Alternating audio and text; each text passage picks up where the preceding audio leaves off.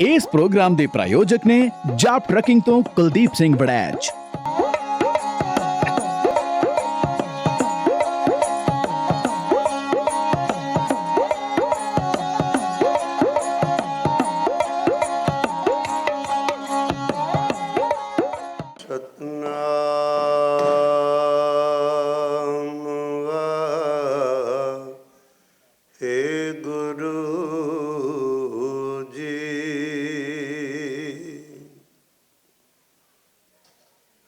निर्गुण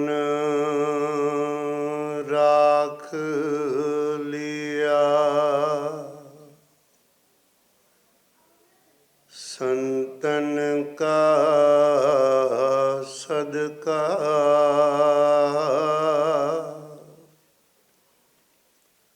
सतगुर टाक लिया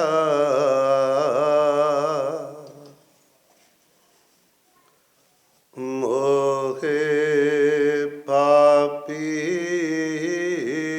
पड़दा,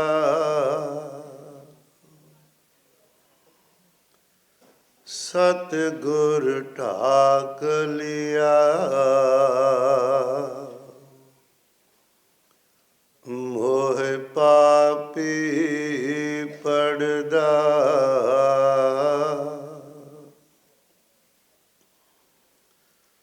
तुमरी शरण तुम्हारी आसा, तुम ही सजन सुखेले,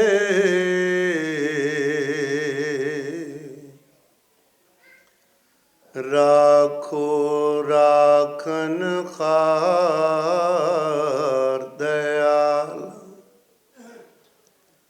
नानक कार के गोले, तो मैं आया शरणी आया, परोसे आया कृपा आया। जो पावे त्यों राखो स्वामी, मार्ग गुरै पठाया। सत्कारयोग गुरु सवारी साध संगत जीओ, सतगुਰਾਂ ਦੀ ਮਹਾਨ ਕਿਰਪਾ ਸਦਕਾ ਹਫ਼ਤਾਵਾਰੀ ਦੀਵਾਨ ਸਜੇ ਹਨ।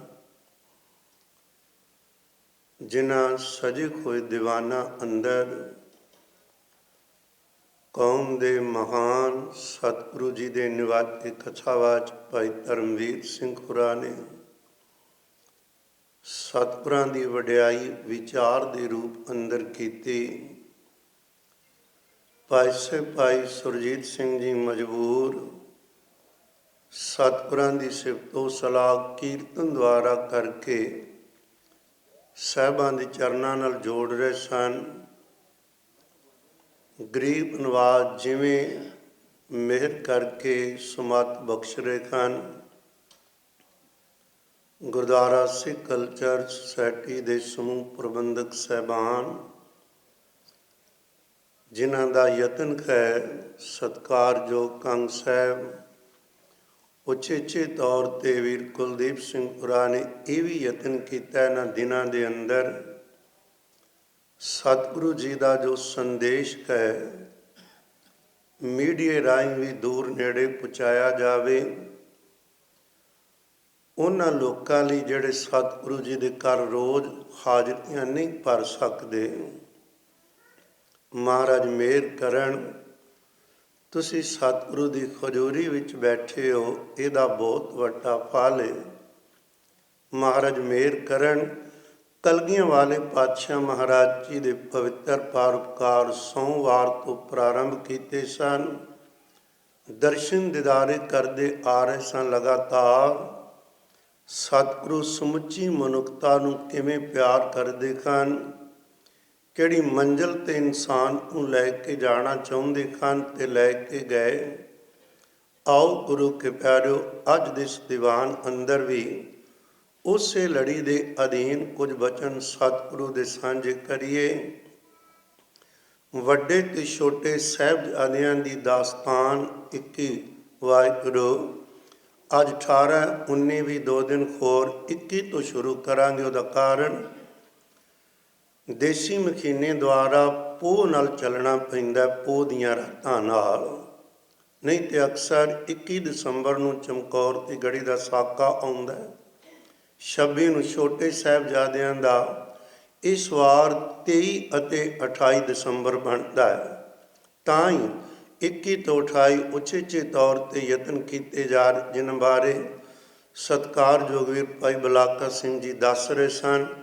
ਆਓ ਮੈਂ ਬੇਨਤੀ ਕਰਾਂਗਾ, ਤੁਸੀਂ ਸਾਰੇ ਕਿਸੇ ਟਿਕਾਊ ਵਿੱਚ ਹੁਣ ਆਏ ਹੋ। ਕਲਗੀਆਂ ਵਾਲੇ ਪਿਤਾ ਦੇ ਚਰਨਾਂ ਦਾ ਧਿਆਨ ਕਰੋ। ਗੁਰੂ ਬਖਸ਼ੀ ਫਤਿਹ ਬੁਲਾਓ ਤੇ ਆਖੋ ਜੀ ਵਾਹਿਗੁਰੂ ਜੀ ਕਾ ਖਾਲਸਾ, ਵਾਹਿਗੁਰੂ ਜੀ ਕੀ ਫਤਿਹ। ਸਤਿਗੁਰੂ ਗੁਰੂ ਗੋਬਿੰਦ ਸਿੰਘ ਪਿਤਾ ਮਹਾਰਾਜ, ਜਿਨ੍ਹਾਂ ਦੇ ਪਰਉਪਕਾਰ ਅਨੰਦਪੁਰ ਸਾਹਿਬ ਦੀ ਧਰਤੀ ਤੋਂ ਜੋ ਕੁਝ ਉਹਨਾਂ ਨੇ ਕੀਤੇ, ਉਹਨਾਂ ਦਾ ਮੁਕਾਬਲਾ ਗੁਰੂ ਕੇ ਪਿਆਰਿਓ ਰਹਿੰਦੀ ਦੁਨੀਆ ਤੱਕ ਕੋਈ ਹੋਰ ਨਹੀਂ ਕਰ ਸਕੇਗਾ। ਕੌਮ ਦੀ ਸਿਰਜਣਾ ਦੀ ਪ੍ਰਾਰੰਭਤਾ ਗੁਰੂ ਕੇ ਪਿਆਰਿਓ ਰਾਏ ਭੋਇ ਦੀ ਤਲਵੰਡੀ ਤੋਂ ਹੋਈ ਸੀ।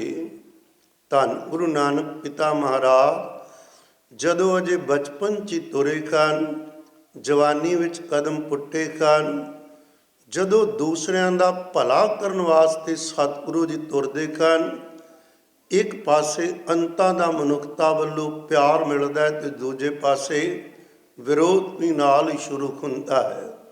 20 ਰੁਪਈਏ ਗਵਾਚਦੇ ਹਨ, ਸੇਵਾ ਵਿੱਚ ਲੱਗਦੇ ਬਾਪ ਨੂੰ ਲੱਗਦਾ ਗਵਾਚੇ ਹਨ, ਚਪੇੜਾ ਪੈਂਦੀਆਂ ਨੇ, ਮੁਸ਼ਕਲਾਂ ਸ਼ੁਰੂ ਹਨ। ਖੈਰ ਸਤਿਗੁਰੂ ਜੀ ਨੇ ਮਿਹਰ ਕੀਤੀ। ਇੱਕ ਮੁਹੰਮਦ ਇਕਬਾਲ ਦਾ ਇੱਕ ਬਚਨ ਹੈ, ਬਹੁਤ ਵੱਡਾ ਵਿਦਵਾਨ ਹੈ, ਇਸਲਾਮ ਦੀ ਦੁਨੀਆ 'ਚ ਉਹਦਾ ਬੜਾ ਸਤਿਕਾਰ ਹੈ। ਉਹਨੇ ਇੱਕ ਸ਼ਬਦ ਵਰਤਿਆ, ਉਹ ਕਹਿੰਦਾ ਕੌਮਾਂ ਬਣਦੀਆਂ ਨੇ ਤਲਵਾਰ ਦੇ ਜ਼ੋਰ ਨਾਲ ਤੇ ਕੌਮਾਂ ਬਰਬਾਦ ਹੁੰਦੀਆਂ ਨੇ ਰਾਗ ਤੇ ਆ ਕੇ। ਪਰ ਆਪਣੀ ਘਰ ਦੀ ਤੇ ਰੀਤ ਬਿਲਕੁਲ ਵੱਖਰੀ ਹੈ। ਆਪਣੀ ਕੌਮ ਰਬਾਬ ਦੀ ਤਾਰ ਨੇ ਕੌਮ ਬਣਾਈ ਤੇ ਨਗਾਰੇ ਦੀ ਚੋਟ ਤਲਵਾਰ ਬਾਅਦ ਵਿੱਚ ਸਤਿਗੁਰਾਂ ਦਿਖਾਈ। ਰਬਾਬ ਨਾਲ ਕੌਮ ਦੀ ਸਿਰਜਣਾ ਕੀਤੀ ਹੈ, ਤਲਵਾਰ ਨਾਲ ਉਹਨੂੰ ਸੰਪੂਰਨਤਾ ਦਿੱਤੀ ਹੈ। ਉਹਨੇ ਕਿਉਂ ਕਿਹਾ? ਲੋਕਾਂ ਦੇ ਅੰਦਰ ਰਾਜ ਭਾਗ ਦੀ ਭੁੱਖ, ਕੌਮਾਂ ਦੇ ਨਾਮ ਚੱਲੇ ਦੂਸਰੇ ਲੋਕਾਂ ਤੇ ਰਾਜ ਕਰਨਾ, ਤਲਵਾਰ ਪਕੜੀਏ। ਜੇ ਕੋਈ ਗੱਲ ਮੰਨਦਾ ਹੈ ਤੇ ਠੀਕ, ਨਹੀਂ ਤਾਂ ਧੌਣ ਉਤਾਰ ਦਿਓ। ਗੁਰੂ ਨਾਨਕ ਪਿਤਾ ਨੇ ਕੌਮ ਦੀ ਸਿਰਜਣਾ ਇਸ ਲਈ ਨਹੀਂ ਕੀਤੀ ਕਿ ਲੋਕ ਮੈਨੂੰ ਮੰਨਣ ਤੇ ਮੇਰੀ ਕੌਮ ਦਾ ਨਾਮ ਵੱਡਾ ਹੋਵੇ। ਸਤਿਗੁਰੂ ਜੀ ਨੇ ਤਲਵਾਰ ਨਹੀਂ ਚੁੱਕੀ, ਤਲਵਾਰ 6ਵੇਂ ਜਾਮੇ ਤੇ 10ਵੇਂ ਜਾਮੇ ਵਿੱਚ ਚੁੱਕਣੀ ਪਈ, ਉਹ ਵੀ ਚੁੱਕੀ ਨਹੀਂ। ਅਗਿਆਨੀ ਲੋਕਾਂ ਤੋਂ ਤੰਗ ਆ ਕੇ ਚੁੱਕਣੀ ਪਈ, ਜਦੋਂ ਜ਼ੁਲਮ ਕਰਨ ਤੋਂ ਬਾਅਦ ਨਹੀਂ ਆਉਂਦਾ। ਕਦੇ ਵੇਖਣਾ ਥੋੜਾ ਪਿਛੋਕੜ ਤੋਂ ਤੁਰ ਲੱਗਾ ਵਾਂ। ਭਾਈ ਸਾਹਿਬ ਆਖ ਰਹੇ ਸਨ ਆਪਾਂ ਸਾਹਿਬਜ਼ਾਦਿਆਂ ਦੀ ਬਾਤ 21 ਤੋਂ ਸ਼ੁਰੂ ਕਰੀਏ, ਪਰ ਅੱਜ ਕੇਵਲ ਅਨੰਦਪੁਰ ਸਾਹਿਬ ਦੀ ਧਰਤੀ 'ਤੇ ਕਿਵੇਂ ਕੌਮ ਦੇ ਅੰਤਮ ਰੂਪ ਦੇ ਰਹੇ ਨੇ। ਬਿਲਡਿੰਗ ਤਿਆਰ ਹੈ, ਛੱਤ ਪੈ ਚੁੱਕੀ ਹੈ, ਅਖੀਰਲੀਆਂ ਛੂਹਾਂ ਅਨੰਦਪੁਰ ਸਾਹਿਬ ਮਿਲਦੀਆਂ ਪਈਆਂ ਨੇ। ਮੈਂ ਉਹਦੇ ਤੋਂ ਪਹਿਲਾਂ ਬੇਨਤੀ ਕਰ ਲੱਗਾ ਵਾਂ, ਇਸ ਘਰ ਦੀ ਵਡਿਆਈ 10 ਗੁਰੂ ਸਾਹਿਬਾਨਾਂ ਨੇ ਜਿੱਥੋਂ ਸ਼ੁਰੂ ਕੀਤਾ ਸੀ 10ਵੇਂ ਪਾਤਸ਼ਾਹ ਨੇ ਉੱਥੇ ਸੰਪੂਰਨਤਾ ਬਖਸ਼ੀ ਨਹੀਂ। ਗੁਰੂ ਨਾਨਕ ਸਾਹਿਬ ਨੇ ਕੁਝ ਹੋਰ ਕੀਤਾ, 6ਵੇਂ ਗੁਰੂ ਨੇ ਕੁਝ ਹੋਰ, 10ਮ ਨੇ ਹੋਰ ਨਹੀਂ। ਉਸੇ ਲੜੀ ਦਾ ਹੀ ਹਿੱਸਾ ਅੱਗੇ ਤੋਂ ਅੱਗੇ ਚੱਲਦਾ ਜਾ ਰਿਹਾ। ਇਹਨਾਂ ਗੱਲਾਂ ਨੂੰ ਜ਼ਰੂਰ ਹਰ ਸਿੱਖ ਵੀਰ ਭੈਣ ਧਿਆਨ ਵਿੱਚ ਰੱਖੇ। ਗੁਰੂ ਨਾਨਕ ਸਾਹਿਬ ਜੀ ਕਿਸੇ ਤੇ ਧੱਕਾ ਨਹੀਂ ਕਰਦੇ, ਉਹਨਾਂ ਨੂੰ ਲਾਲਚ ਨਹੀਂ ਵੀ ਕੌਮ ਬਣੇ, ਉਹਨਾਂ ਨੂੰ ਲਾਲਚ ਹੈ ਮਨੁੱਖਤਾ ਸੁਖੀ ਕਿਵੇਂ ਵਸੇ। ਰਬਾਬ ਵਜਾਉਂਦੇ ਹਨ, ਅਕਾਲ ਪੁਰਖ ਦੇ ਗੁਣ ਗਾਉਂਦੇ ਨੇ। ਜਿਹੜਾ ਵੀ ਸੁਣਦਾ ਏ ਉਹ ਸਤਿਗੁਰੂ ਜੀ ਦੇ ਚਰਨਾਂ ਦਾ ਭੌਰਾ ਬਣ ਜਾਂਦਾ ਹੈ। ਮਹਾਰਾਜ ਦੱਸੋ ਅਸੀਂ ਕਿਵੇਂ ਜੀਵਨ ਜੀਵੀਏ। ਸਾਹਿਬ ਦੱਸਦੇ ਨੇ, ਉਹ ਕਮਾਂਦੇ ਜੁੜਦਿਆਂ ਜੁੜਦਿਆਂ ਰਬਾਬ ਦੀ ਤਾਰ ਨਾਲ ਕੌਮ ਬੰਨੀ ਸ਼ੁਰੂ ਹੋ ਗਈ। ਗੁਰੂ ਕੇ ਪਿਆਰਿਓ, ਜਿਹੜਾ ਸੁੱਖ ਜਿਹੋ ਜਿਹਾ ਇਨਸਾਨ ਤਿਆਰ ਕਰਨਾ ਸੀ, ਇੱਕ ਜਾਮੇ ਵਿੱਚ ਨਹੀਂ ਖੋ ਸਕਣਾ। ਲੋਕ ਡਰੇ ਘਬਰਾਏ, ਅਗਿਆਨਤਾ ਵਿੱਚ ਫਸੇ। ਕਦੇ ਪਹਿਲਾਂ ਇਸ ਤਰ੍ਹਾਂ ਦੀ ਗੱਲ ਹੋਈ ਨਹੀਂ। ਸਾਹਿਬ ਕਹਿੰਦੇ, ਨਾ ਤਾਂ ਬੁੱਤ ਪੂਜੋ, ਨਾ ਬੁੱਤਾਂ ਨੂੰ ਤੋੜੋ, ਅਕਾਲ ਪੁਰਖ ਦੇ ਪੁਜਾਰੀ ਬਣੋ। ਲੋਕ ਇਹ ਗੱਲ ਮੰਨਣ ਨੂੰ ਤਿਆਰ ਹੀ ਨਹੀਂ ਸਨ। ਮੰਨੀ ਗਈ। ਖੈਰ, ਗੁਰੂ ਕੇ ਪਿਆਰਿਓ, 5 ਜਾਮੇ ਤੱਕ ਆ ਗਏ। ਪੰਚਮ ਪਿਤਾ ਮਹਾਰਾਜ ਜੀ ਤੱਕ ਬਹੁਤ ਸਾਰੇ ਲੋਕ ਤਿਆਰ ਹੋ ਗਏ ਜਿਹੜੇ ਸੱਚ ਦੇ ਪੁਜਾਰੀ ਸਨ। ਉਹਨਾਂ ਦਾ ਕੰਮ ਇਹ ਨਹੀਂ ਸੀ, ਨਾ ਹਿੰਦੂ ਨੂੰ ਨਫ਼ਰਤ, ਨਾ ਮੁਸਲਮਾਨ ਨੂੰ ਨਫ਼ਰਤ, ਕੋਈ ਚੀਜ਼ ਨਹੀਂ ਇੱਦਾਂ ਦੀ। ਪਿਆਰ ਹੀ ਪਿਆਰ ਹੈ। ਪਰ ਰਾਜਨੀਤਿਕ ਲੋਕਾਂ ਨੂੰ, ਖਾਸ ਕਰਕੇ ਬ੍ਰਾਹਮਣ ਜਾਤੀ, ਉੱਚ ਜਾਤੀ ਵਾਲਿਆਂ ਨੂੰ ਇਸ ਗੱਲ ਦੀ ਰੰਜਿਸ਼ ਹੈ। ਕਈ ਸ਼ਿਕਾਇਤਾਂ ਗੁਰੂ ਅਰਜਨ ਪਿਤਾ ਜੀ ਨੂੰ ਤੱਤੀ ਤਵੇ, ਤੱਤਾ ਰੇਤਾ ਤੇ ਤੱਤੇ ਪਾਣੀ 'ਚ ਉਬਾਲਿਆ। ਸੋਚਦੇ ਸਨ ਇਹ ਸੱਚ ਨੂੰ ਪਿਆਰ ਕਰਨ ਵਾਲੇ ਰੁਕ ਜਾਣਗੇ। ਇਹ ਨਹੀਂ ਸਨ ਜਾਣਦੇ ਕਹਾਣੀ ਕੁਝ ਹੋਰ ਵਾਪਰਨੀ ਹੈ। ਗੁਰੂ ਹਰਗੋਬਿੰਦ ਪਾਤਸ਼ਾਹ ਮਹਾਰਾਜ ਜੀ ਡਰੇ ਨਹੀਂ, ਕੌਮ ਡਰੀ ਨਹੀਂ। ਦਿੱਲੀ ਦੇ ਤਖਤ ਦੇ ਬਰਾਬਰ ਉਹਦੇ ਨਾਲ ਉੱਚਾ ਅਕਾਲ ਦਾ ਤਖਤ ਬਣਾ ਦਿੱਤਾ। ਫੌਜਾਂ ਰੱਖ ਲਈਆਂ। ਗੁਰੂ ਕੇ ਪਿਆਰਿਓ, ਫੌਜਾਂ ਵੀ ਰੱਖੀਆਂ, ਜੰਗ ਵੀ ਕੀਤੇ। ਕਮਾਲ ਦੀ ਗੱਲ, ਜੰਗ ਕਰਨ ਗਏ ਨਹੀਂ। ਜਦੋਂ ਤਾਕਤ ਵਾਲਿਆਂ ਨੇ ਹਮਲਾ ਕੀਤਾ, ਜਵਾਬ ਦਿੱਤਾ ਹੈ। ਇੱਕ ਵੀ ਜੰਗ ਨਹੀਂ।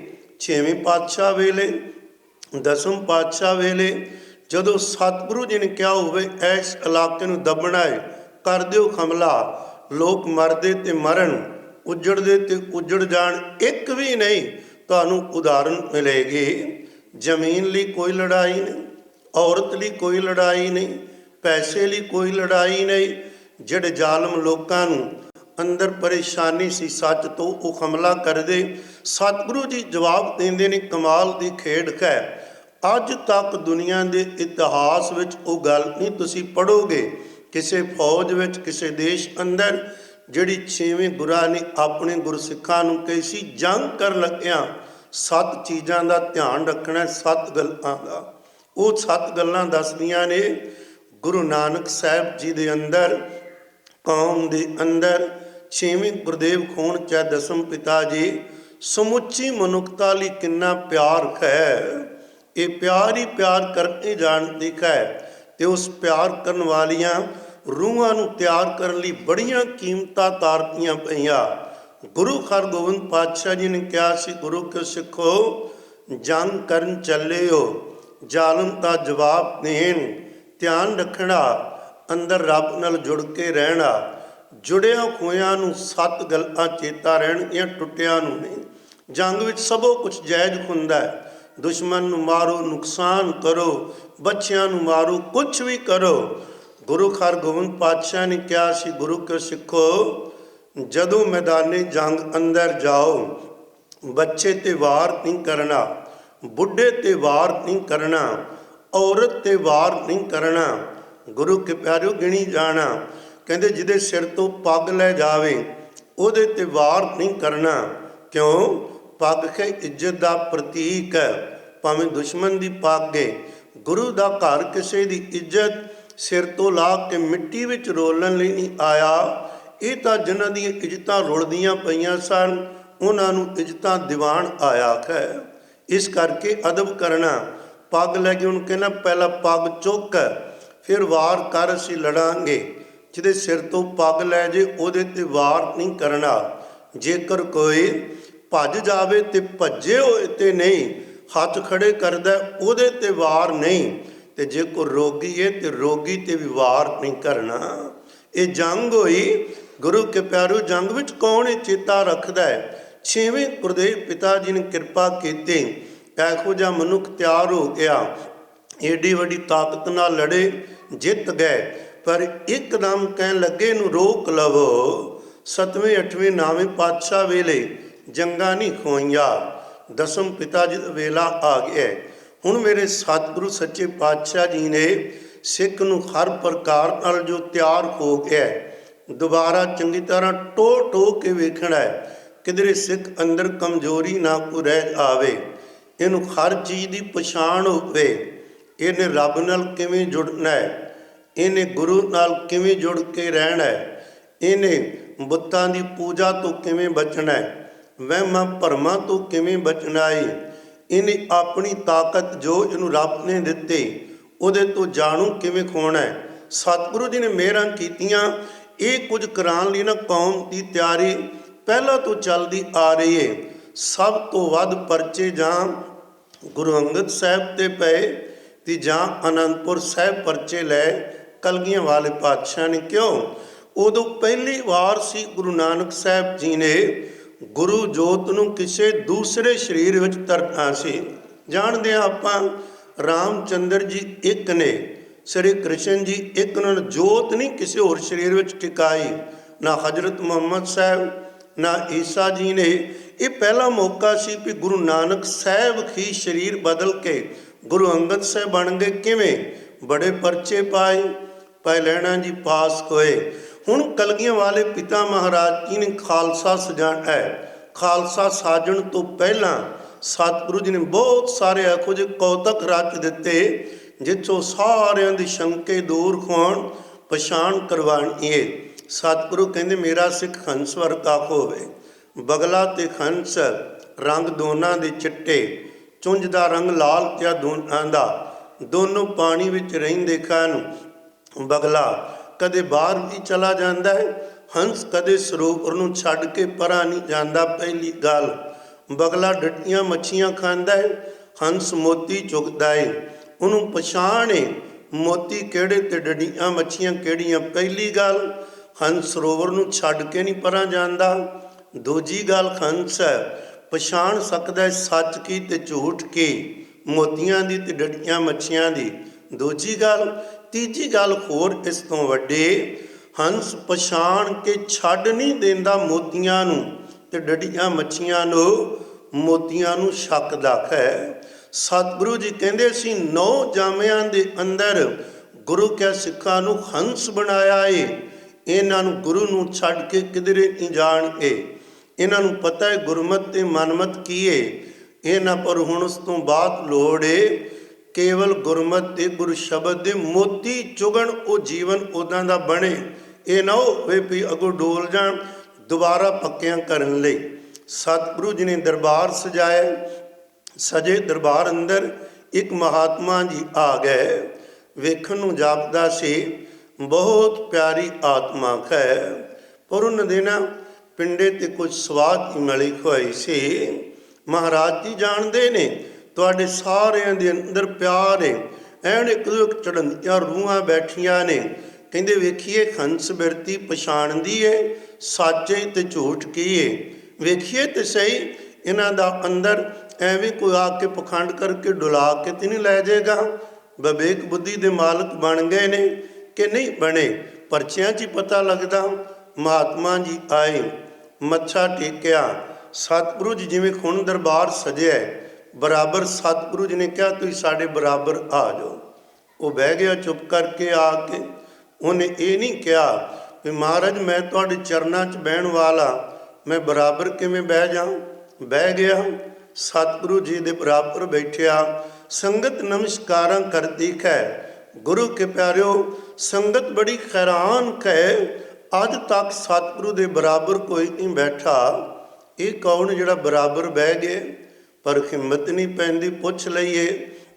ਪਰ ਸਤਿਗੁਰੂ ਜੀ ਕਹਿੰਦੇ ਜੇ ਅੰਦਰ ਕੋਈ ਸ਼ੰਕਾ ਨਿਵਰਤ ਕਰਨਾ, ਸਤਿਗੁਰੂ ਨੂੰ ਪੁੱਛੋ ਪਿਆਰ ਸਹਿਤ ਜਾਣਨ ਲਈ। ਸਾਹਿਬ ਦਾ ਹੁਕਮ ਹੈ ਨਾ, ਸਤਿਗੁਰੂ ਨੂੰ ਪੁੱਛ ਕੇ ਬੈਰ ਕਰੇ ਨਿਵਾਸ। ਕਹਿੰਦੇ ਪੁੱਛੋ, ਪਰ ਸਾਰੇ ਬੈਠੇ ਰਹੇ। ਇੱਕ ਆਤਮਾ ਉੱਠੀ ਹੈ। ਭਾਈ ਗੁਰੂ ਕੇ ਪਿਆਰਿਓ, ਜਿਹਨੂੰ ਕਹਿੰਦੇ ਨੇ ਪਹਿਲਾ ਨਾਮ ਕੋਥਰਾ ਸੀ, ਫਿਰ ਸੁਥਰਾ ਬਣ ਗਿਆ। ਸਿੰਘ ਜੀ ਉੱਠੇ ਨੇ, ਬੇਨਤੀ ਕੀਤੀ ਹੈ ਗਰੀਬ ਨਿਵਾਜ ਪਿਤਾ ਮਹਾਰਾਜ, ਜੇ ਹੁਕਮ ਹੋਵੇ। ਮਹਾਤਮਾ ਜੀ ਬੜੇ ਸਤਿਕਾਰਯੋਗ ਨੇ, ਉੱਚੀ ਜਗ੍ਹਾ 'ਤੇ ਬਿਠਾਇਆ ਜੇ। ਮੈਂ ਪੁੱਛਣਾ ਇਹਨਾਂ ਨੂੰ ਕੋਈ ਸਵਾਲ ਪੁੱਛ ਸਕਦਾ ਵਾਂ? ਸਾਹਿਬ ਕਹਿੰਦੇ ਜ਼ਰੂਰ ਪੁੱਛੋ। ਅਦਬ ਤੇ ਪਿਆਰ 'ਚ ਪੁੱਛਣੇ ਹਨ। ਗੁਰੂ ਕਾ ਸਿੱਖ ਕਦੇ ਕਿਸੇ ਦਾ ਨਿਰਾਦਰ ਨਹੀਂ ਕਰਦਾ। ਇਹਦੇ ਅੰਦਰ ਹੀ ਨਹੀਂ ਵੀ ਕਿਸੇ ਨੂੰ ਨੀਵਾਂ ਵਿਖਾਣ ਆਏ। ਗੱਲ ਵਿੱਚੇ ਵੀ ਇੱਕ ਵਾਰ ਛੋਟੀ ਜਿਹੀ ਕੈਂਸਲ ਸੀ ਨਾ, ਭਾਈ ਸੰਤੋਖ ਸਿੰਘ ਜੀ ਨੇ ਇਤਿਹਾਸ ਲਿਖਿਆ ਹੈ। ਵਿਦਵਾਨ ਬੜੇ ਸਨ, ਕੇਵਲ ਵਿਦਵਾਨ ਨਹੀਂ, ਬੰਦਗੀ ਕਰਦੇ ਸਨ। ਅੰਮ੍ਰਿਤ ਵੇਲੇ ਉਹਨਾਂ ਨੇ ਪਹਿਲਾਂ ਇਕੱਲਿਆਂ ਬੈਠ ਕੇ ਕਿੰਨਾ ਚਿਰ ਰੋਣਾ, ਹੇ ਦਾਤਾ ਮੈਂ ਤੇਰਾ ਇਤਿਹਾਸ ਲਿਖਣ ਲੱਗਾ ਵਾਂ, ਸਮਰਾਟ ਗੁਰੂ ਦਾ ਅਲਪੱਗ ਜੀਵ ਹਾਂ, ਮੇਰੇ ਤੋਂ ਕੁਝ ਗਲਤ ਨਾ ਲਿਖਿਆ ਜਾਵੇ, ਮੈਨੂੰ ਬਖਸ਼ਣਾ। ਬੰਦਗੀ 'ਚ ਬਹਿਣਾ, ਬਹੁਤ ਵੈਰਾਗ ਕਰਨਾ। ਫਿਰ ਉਹਨਾਂ ਨੇ ਅੱਗੇ ਪੜਦਾ ਕੀਤਾ ਹੁੰਦਾ ਸੀ। ਜਦੋਂ ਇਤਿਹਾਸ ਲਿਖਦੇ 3-4 ਲਿਖਾਰੀ ਭਾਈ ਹੁੰਦੇ ਉਧਰ ਪੜਦੇ ਤੇ ਉਹ ਨਾਲੇ ਉਸ ਨੂੰ ਕਵਿਤਾ ਦਾ ਰੂਪ ਦਿੰਦੇ, ਆਪਣੇ ਇਸ ਤਰ੍ਹਾਂ ਹੀ ਹੱਥ ਮਾਰ ਕੇ ਤਾਲਾਂ ਤੇ ਉਧਰ ਇਤਿਹਾਸ ਲਿਖਿਆ ਜਾਂਦਾ ਸੀ। ਇੱਕ ਇਹੋ ਜਿਹਾ ਪੰਡਤ ਵਿਦਵਾਨ ਆ ਗਿਆ ਕੈਂਚਲ, ਉਦੋਂ ਪੰਡਤ ਵਿਦਵਾਨ ਬੜੇ ਸਨ, ਕਹਿੰਦੇ ਚਰਚਾ ਕਰਨੀ ਏ। ਭਾਈ ਸੰਤੋਖ ਸਿੰਘ ਜਾਣਦੇ ਸਨ ਇਸ ਬੰਦੇ ਕੋਲ ਇੰਨੀ ਵਿਦਿਆ ਨਹੀਂ, ਚਰਚਾ ਕਰਨ ਆ ਰਿਹਾ, ਇਹਨੇ ਹਾਰ ਜਾਣਾ, ਮੇਰੀ ਜਿੱਤ ਹੋਣੀ ਏ, ਤੇ ਮੈਨੂੰ ਕੀ ਲਾਭ ਵੀ ਮੈਂ ਜਿੱਤਾਂ ਤੇ ਕਿਸੇ ਨੂੰ ਖਰਾਵਾਂ। ਉਹ ਆਏ, ਕਹਿਣ ਲੱਗੇ ਪੰਡਤ ਜੀ ਤੁਸੀਂ ਸਿਆਣੇ ਹੋ, ਚਰਚਾ ਆਪਾਂ ਨਾ ਕਰੀਏ। 25 ਰੁਪਏ ਤੇ ਸ਼ਾਲ ਦੁਸ਼ਾਲਾ ਭੇਟ ਕੀਤਾ, ਮੱਥਾ ਟੇਕਿਆ। ਉਹ ਸਮਝ ਗਿਆ, ਉਹ ਕਹਿਣ ਲੱਗਾ ਤੁਸੀਂ ਤਾਂ ਕਹਿੰਦੇ ਸੀ ਰਾਜਾ ਉਦੈ ਸਿੰਘ ਤੁਹਾਡਾ ਵਿਦਵਾਨ ਬਹੁਤ ਤਕੜਾ ਏ, ਇਹ ਤਾਂ ਮੈਨੂੰ ਵੇਖ ਕੇ ਡਰ ਗਿਆ, ਪਹਿਲਾਂ ਹੀ ਭੇਟਾ ਰੱਖ ਦਿੱਤੇ ਸੋ। ਉਹਨੇ ਸੋਚਿਆ ਡਰ ਗਏ ਨੇ ਕਵੀ ਸੰਤੋਖ ਸਿੰਘ ਜੀ, ਡਰੇ ਨਹੀਂ ਸਨ, ਕਹਾਣੀ ਹੋਰ ਸੀ। ਰਾਜਾ ਕਹਿਣ ਲੱਗਾ ਕਵੀ ਜੀ ਪੰਡਤ ਜੀ ਕੁਝ ਹੋਰ ਸਮਝ ਰਹੇ ਨਹੀਂ, ਚਰਚਾ ਕਿਉਂ ਨਹੀਂ ਕੀਤੀ, ਕੀ ਕਾਰਨ ਸੀ, ਕੀ ਇਹਦੇ ਮਗਰ ਰਾਜ ਏ? ਕਹਿਣ ਲੱਗੇ ਰਾਜਨ ਮੈਂ ਜਾਣਦਾ ਵਾਂ ਪੰਡਤ ਦੇ ਪੱਲੇ ਕੁਛ ਨਹੀਂ ਹੈ, ਜੋ ਸਤਿਗੁਰੂ ਨੇ ਮੈਨੂੰ ਦਿੱਤਾ ਏ ਇਹਨੇ ਚਰਚਾ ਵਿੱਚ ਹਾਰ ਜਾਣਾ ਏ, ਤੇ ਮੇਰੀ ਆਤਮਾ ਨਹੀਂ ਮੰਨਦੀ। ਗੁਰੂ ਕੇ ਸਿੱਖ ਕੋਲ ਕੋਈ ਆਵੇ ਉਹਨੂੰ ਹਰਾ ਕੇ ਉਹਦਾ ਨਿਰਾਦਰ ਕਰਨਾ ਮੈਂ ਚਾਹੁੰਦਾ ਸਾਂ, ਇੱਜ਼ਤ ਵੀ ਇਹਦੀ ਰਹਿ ਜਾਵੇ ਤੇ ਚਰਚਾ ਨਾ ਕਰਨੀ ਪਵੇ। ਉਹ ਕਹਿਣ ਲੱਗਾ ਤੂੰ ਧੰਨ ਏ। ਪੰਡਤ ਮੁੜਿਆ ਨਾ, ਚਰਚਾ ਕੀਤੀ ਤੇ ਹਾਰ ਗਿਆ। ਪਰ ਕਵੀ ਸੰਤੋਖ ਸਿੰਘ ਨੇ ਫਿਰ ਕਿਹਾ ਪੰਡਤ ਜੀ ਬੰਦੇ ਦੀ ਫਿਤਰਤ ਤੇ ਦੂਸਰੇ ਨੂੰ ਨੀਵਾਂ ਵਿਖਾਣਾ, ਆਪ ਉੱਚਾ ਹੋਣਾ। ਗੁਰੂ ਨਾਨਕ ਸਾਹਿਬ ਨੇ ਸਿਖਾਇਆ ਸਿੱਖ ਨੂੰ ਆਪ ਨੀਵੇਂ ਰਹਿ ਕੇ ਜਗਤ ਨੂੰ ਉੱਚਾ ਦਿਖਾਓ। ਤਾਂ ਹੀ ਸਾਨੂੰ ਹੁਕਮ ਹੈ ਨਾ, ਪਹਿਲਾ ਮਰਨ ਕਬੂਲ ਜੀਵਨ ਕੀ ਛੱਡ ਆਸ, ਹੋ ਸਬਨ ਕੀ ਰੇਣੁਕਾ ਤੋ ਆਓ ਹਮਾਰੇ ਪਾਸ। ਕਲਗੀਆਂ ਵਾਲਾ ਸਮਰੱਥ ਗੁਰੂ ਹੈ। ਤੇ ਜੇ ਕੋਈ ਪੁੱਛਦਾ ਮਹਾਰਾਜ ਆਪ ਇਤਨੇ ਮਕਾਨ ਹੋ, ਉਹ ਰੰਗ ਜੇਬ ਦੀਆਂ ਫੌਜਾਂ ਨਾਲ ਟੱਕਰ ਲੈ ਕੇ ਉਹਨੂੰ ਖਰਾ ਦੇਣਾ ਤੇ ਜਿੱਤ ਹੋਣੀ ਤੁਹਾਡੀ। ਸਾਹਿਬ ਕਹਿੰਦੇ ਨਹੀਂ, ਉਹ ਕਹਿੰਦੇ ਇਨਹੀ ਕੀ ਕਿਰਪਾ ਕੇ ਸਜੇ ਖਮ ਖੈ, ਨਹੀਂ ਮੋਸੇ ਗਰੀਬ ਕਰੋੜ ਪਰ। ਹਲਕਾ ਬੰਦਾ ਆਪ ਉੱਚਾ ਤੇ ਦੂਸਰੇ ਨੂੰ ਨੀਵਾਂ ਵਿਖਾਏਗਾ, ਜਿਹੜਾ ਗੁਣਵਾਨ ਹੋਏਗਾ ਉਹ ਆਪ ਨੀਵਾਂ ਹੋ ਕੇ ਦੂਸਰੇ ਨੂੰ ਉੱਚਾ ਕਰੇਗਾ। ਸਾਡਾ ਧਰਮ ਸਾਡਾ ਮਜ਼ਹਬ ਸਤਿਗੁਰੂ ਜੀ ਆਖਦੇ ਨੇ ਨੀਵੇਂ ਹੋਵੋ, ਗੁਣਾ ਤੁਹਾਡੇ ਗੁਣ ਤੁਹਾਡੇ ਅੰਦਰ ਵਧਣਗੇ, ਦੂਸਰਿਆਂ ਨੂੰ ਉੱਚਾ ਚੁੱਕੋ। ਖੈਰ ਗੱਲ ਕਰ ਐਸਾ ਗੁਰੂ ਕੇ ਪਿਆਰਿਓ, ਗੁਰੂ ਕਲਗੀਆਂ ਵਾਲੇ ਪਾਤਸ਼ਾਹ ਜੀ ਨੇ ਕਿਹਾ ਪੁੱਛੋ ਜੀ ਇਸ ਮਹਾਤਮਾ ਨੂੰ ਅਦਬ ਵਿੱਚ ਰਹਿ ਕੇ। ਕਹਿਣ ਲੱਗੇ ਭਾਈ ਸਾਹਿਬ ਕਹਿੰਦੇ ਮਹਾਤਮਾ ਜੀ ਤੁਸੀਂ ਬਹੁਤ ਉੱਚੇ ਮਹਾਤਮਾ ਹੋ, ਸਾਡੇ ਸਤਿਗੁਰਾਂ ਨੇ ਕਿਹਾ ਏ ਸਵੇਰੇ ਇਸ਼ਨਾਨ ਕਰੋ, ਨਾਮ ਜਪੋ, ਆਸਾ ਦੀ ਵਾਰ ਦਾ ਕੀਰਤਨ ਸੁਣੋ। ਅਸੀਂ ਸਾਰੇ ਨਿਯਮ ਨਿਭਾ ਕੇ ਬੜੇ ਸੁਖੀ ਆ। ਹੁਕਮ ਹੈ ਸਾਫ ਸੁਥਰੇ ਕੱਪੜੇ ਪਾ ਕੇ ਦੀਵਾਨ 'ਚ ਆਓ। ਪਰ ਆਪ ਜੀ ਨੇ ਸਵਾਹ ਮਲੀ ਹੋਈ ਹੈ, ਇਸ਼ਨਾਨ ਵੀ ਕਹਿੰਦੇ ਉਹ ਕਰਨ ਦੀ ਲੋੜ ਨਹੀਂ, ਇਹਦੇ ਨਾਲ ਕੋਈ ਜ਼ਰੂਰ ਰੱਬ ਦਾ ਸੰਬੰਧ ਹੋਏਗਾ। ਸਾਨੂੰ ਦੱਸੋਗੇ ਸਵਾਹ ਕਿਉਂ ਮਲੀ? ਸਤਿਗੁਰੂ ਸੱਚੇ ਪਾਤਸ਼ਾਹ ਜੀ ਕੋਲ ਬੈਠੇ ਸੁਣ ਰਹੇ ਨੇ। ਮਹਾਤਮਾ ਕਹਿਣ ਲੱਗੇ ਕਾਰਨ ਇਹ ਵੇ, ਇੱਕ ਦਿਨ ਬੰਦੇ ਨੇ ਸਵਾਹ ਹੀ ਖੋਣਾ ਹੈ, ਅਬ ਪਹਿਲਾਂ ਸਵਾਹ ਮਲ ਲਈ, ਮਾਣ ਹੰਕਾਰ ਨਾ ਆਏਗਾ ਅੰਦਰ। ਐਵੇਂ ਸੋਹਣੇ ਕੱਪੜੇ ਵੇਖਾਂਗੇ ਹੰਕਾਰ ਆਏਗਾ, ਸੋਹਣੀ ਸ਼ਕਲ, ਸਵਾਹ ਮੰਨ ਲਓ, ਸਰੀਰ ਦੀ ਸੁੰਦਰਤਾ ਤੋਂ ਬਚੇ ਰਹਾਂਗੇ। ਕਹਿਣ ਲੱਗੇ ਗੱਲ ਤੇ ਠੀਕ ਏ, ਪਰ ਭਾਈ ਸਾਹਿਬ ਜਾਣਦੇ ਸਨ ਮਹਾਤਮਾ ਉੱਤੋਂ ਜਵਾਬ ਦੇ ਰਿਹਾ ਅੰਦਰੋਂ ਨਹੀਂ, ਇਹਨੂੰ ਪਤਾ ਇਹਦੇ ਮਗਰ ਕੋਈ ਦਲੀਲ ਨਹੀਂ।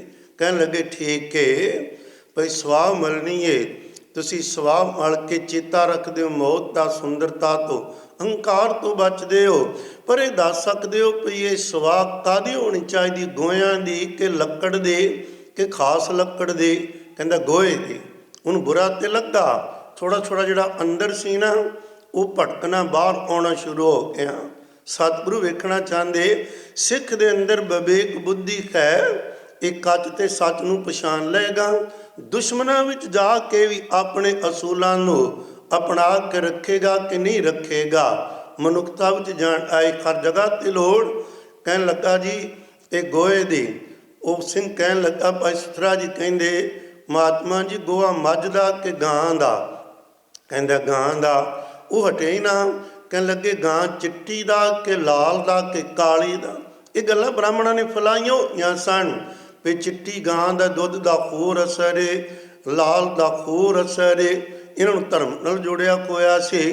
ਉਹ ਕਹਿਣ ਲੱਗੇ ਗਾਂ ਚਿੱਟੀ ਕਿ ਗਾਂ ਰੱਤੀ ਕਿ ਕਾਲੀ, ਕਿਹੋ ਜਿਹੀ ਹੋਵੇ? ਇਹਨੂੰ ਬਹੁਤ ਗੁੱਸਾ ਆ ਗਿਆ। ਇਹ ਹੱਥ ਵਿੱਚ ਸੋਟਾ ਰੱਖਦਾ ਸੀ ਮਹਾਤਮਾ, ਚੁੱਕਿਆ ਤੇ ਜ਼ੋਰ ਦੀ ਮਾਰਨ ਲੱਗਾ। ਭਾਈ ਸਾਹਿਬ ਹੱਸ ਕੇ ਪਿੱਛੇ ਹੋ ਗਏ, ਕਹਿੰਦੇ ਨਾ ਮਾਰੇ, ਜੋ ਵੇਖਣਾ ਸੀ ਮੈਂ ਵੀ ਵੇਖ ਲਿਆ ਹੈ, ਸੰਗਤ ਨੇ ਵੀ ਵੇਖ ਲਿਆ ਤੇ ਸਤਿਗੁਰੂ ਜੀ ਨੇ ਵੀ ਵੇਖ ਲਿਆ ਹੈ। ਕਹਿਣ ਲੱਗਾ ਮਹਾਤਮਾ ਜੀ ਬੁਰਾ ਨਾ ਮਨਾਣਾ, ਮੈਂ ਜੋ ਕੁਝ ਕਹਿਣਾ ਸੀ ਕਹਿ ਲਿਆ। ਮੈਂ ਅਦਬ ਨਾਲ ਤੁਹਾਨੂੰ ਪੁੱਛਿਆ ਏ। ਮੇਰੇ ਸਮਰੱਥ ਗੁਰੂ ਨੂੰ ਤੱਤੀ ਤਵੀ ਤੇ ਬਿਠਾਇਆ ਤੇ ਉਹ ਕਹਿੰਦੇ ਤੇਰਾ ਕੀਆ ਮੀਠਾ ਲਾਗੇ ਖਰ ਨਾਮ ਪਦਾਰਥ ਨਾਨਕ ਮੰਗੈ। ਚਾਰ ਸ਼ਬਦ ਤੈਨੂੰ ਪੁੱਛੇ ਨੇ, ਅੱਗ ਬਬੂਲਾਓ ਕੇ ਸੋਟਾ ਪਕੜ ਕੇ ਰੱਬ ਦੇ ਜੀਵਾਂ ਨੂੰ ਮਾਰਨ ਤੁਰ ਪਿਆ ਹੈ। ਮੇਰਾ ਜਾਣਾ ਕੱਖ ਨਹੀਂ, ਤੇਰਾ ਰਹਿਣਾ ਕੱਖ ਨਹੀਂ, ਤੇਰੇ ਅਸਲੀਅਤ ਦਾ ਪਤਾ ਲੱਗ ਜਾਏਗਾ। ਕਹਿਣ ਲੱਗਾ ਸੰਗਤ ਜੀ ਇਹਦੇ ਬਾਹਰ ਸਵਾਹ ਜੇ, ਅੰਦਰ ਬਲਦੀ ਜੇ ਅੱਗ ਕ੍ਰੋਧ ਦੀ। ਤੇ ਮਹਾਤਮਾ ਤੇ ਗੁਰੂ ਉਹ ਹੁੰਦਾ ਏ ਜਿਹਦੇ ਅੰਦਰ ਵੀ ਠੰਡ ਹੋਵੇ ਤੇ ਬਾਹਰੋਂ ਠੰਡ ਦੇ ਉਹ ਲਿਸ਼ਕ, ਉਹ ਪਿਆਰ ਉਹਦੇ ਚਿਹਰੇ ਤੋਂ ਲੱਭੇ। ਕਹਿਣ ਲੱਗੇ ਜਦੋਂ ਇਹ ਗੱਲ ਹੋਈ ਸੰਗਤ ਹੈਰਾਨ। ਸਤਿਗੁਰੂ ਨੇ ਕਿਹਾ ਸੀ ਸ਼ਾਬਾਸ਼, ਜਿਹੋ ਜਿਹਾ ਮਨੁੱਖ 230 ਸਾਲ ਹੋ ਗਏ ਨੇ ਤਿਆਰ ਕਰਦਿਆਂ ਨੂੰ, ਤਿਆਰ ਹੋ ਗਿਆ। ਅੱਜ ਤੱਕ ਲੋਕੀ ਠੱਗੇ ਗਏ, ਲੁੱਟੇ ਗਏ। ਮਹਾਤਮਾ ਵੱਖ ਵੱਖ ਭੇਸ ਬਣਾ ਕੇ ਆਉਂਦੇ, ਬਾਜੀ ਮਹਾਤਮਾ ਇਹਨੂੰ ਮੰਨ ਲਵੋ। ਸਾਹਿਬ ਕਹਿੰਦੇ ਜਿਹੜਾ ਇੱਕ ਅਕਾਲ ਪੁਰਖ ਦਾ ਪੁਜਾਰੀ ਬਣ ਜਾਂਦਾ ਹੈ ਨਾ, ਉਹਦਾ ਅੰਦਰ ਦੱਸ ਦਿੰਦਾ ਏ ਭਈ ਇਹ ਬੰਦਾ ਰੱਬ ਨੂੰ ਪਿਆਰ ਕਰਦਾ ਕਿ ਮਾਇਆ ਇਕੱਠੀ ਕਰਨ ਵਾਲਾ ਏ। ਸਾਹਿਬਾਂ ਨੇ ਦੋਨਾਂ ਤਰ੍ਹਾਂ ਦੀ ਬਾਤ ਕੀਤੀ ਜੇ। ਕਹਿੰਦੇ ਇੱਕ ਰੱਬ ਨੂੰ ਪਿਆਰ ਕਰਦੇ ਉਹ ਵੀ ਸੰਤ ਨੇ ਜਿਨ੍ਹਾਂ ਸਾਸ ਗਰਾਸ ਨਾ ਵਿਸਰੈ ਖਰਨਾਮਾ ਮਨ ਮੰਤ, ਧਨ ਸੇ ਸਹੀ ਨਾਨਕਾ ਪੂਰਨ ਸੋਈ ਸੰਤ। ਇੱਕ ਉਹ ਨੇ ਜਿਹੜੇ ਉਹ ਹਰ ਕੇ ਸੰਤ ਨਾ ਆਖੀਏ ਬਨਾਰਸ ਕੇ ਠੱਗ ਨੇ। ਗੁਰੂ ਕੇ ਪਿਆਰਿਓ ਸਤਿਗੁਰੂ ਜੀ ਨੇ ਮਿਹਰ ਕੀਤੀ ਸੀ।